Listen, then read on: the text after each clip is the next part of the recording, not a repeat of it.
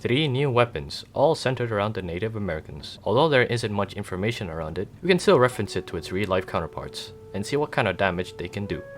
Anyway, let's get into it.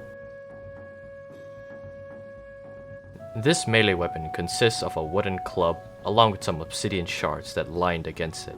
Obsidian at times can be sharper than steel. To further emphasize, an explorer named Francis de Aguilar wrote on how an Indian slashed a horse's neck clean with only using the macahuil.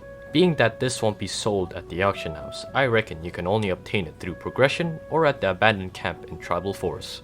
And coming from how brutal this thing is, I'd guess this would do about 45 damage at most, along with a slow swing rate to balancing it out. But that's all for the macahuil. The horn bow, or better known as the composite bow, is made up with a composite of horns and wood together, hence the name. To be frank, I believe that the stats of the frozen horn bow will be the same as the normal bow, just exclude the ability to slow down targets.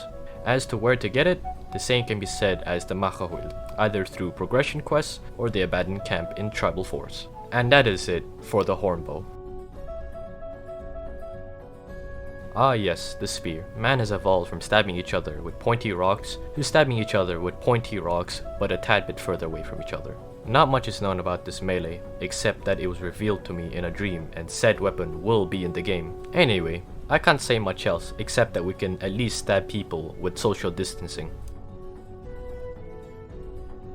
If you enjoyed the video and found this informational, leave a like, subscribe, and share it with your friends. Stay tuned for I'll be reviewing the sneak peeks of the reworked game passes.